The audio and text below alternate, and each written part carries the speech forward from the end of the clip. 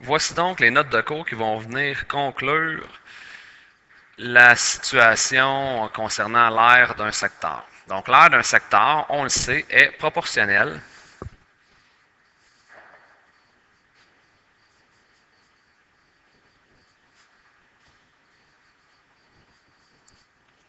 à la mesure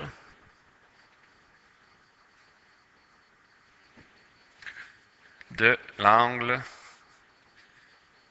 au centre.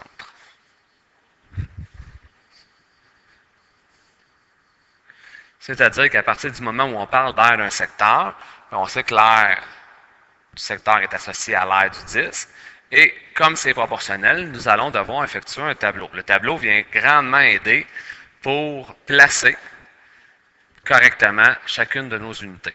Donc, première chose ici, on cherche l'aire du secteur. On sait que l'aire du secteur doit automatiquement être associée à la formule de l'aire. Et on écrit dans la marge CDRA. Qu'est-ce qu'on connaît dans ce cas-ci? On connaît le rayon qui est de 2,3. Donc, on a automatiquement le diamètre 4,6. Tout ce qui nous reste à faire, pi fois 2,3 au carré, on obtient l'aire qui sera de 16,62 cm². Une fois que nous avons trouvé l'aire, nous connaissons l'angle au centre, on peut aller trouver le secteur.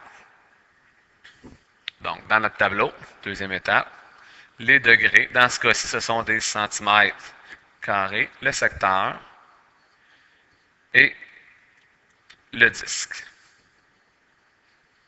On connaît toujours le disque en degrés qui est de 360. Nous connaissons le secteur en degrés qui est de 65 degrés. Nous ne connaissons pas le secteur en centimètres carrés, c'est ce qui nous est demandé, mais nous connaissons le disque en centimètres qui est de 16,62. On établit notre proportion à la troisième étape.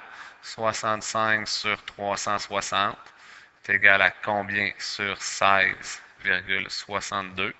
Tout ce qui nous reste à faire, produit des extrêmes, 65 fois 16,62 est égal à 360x.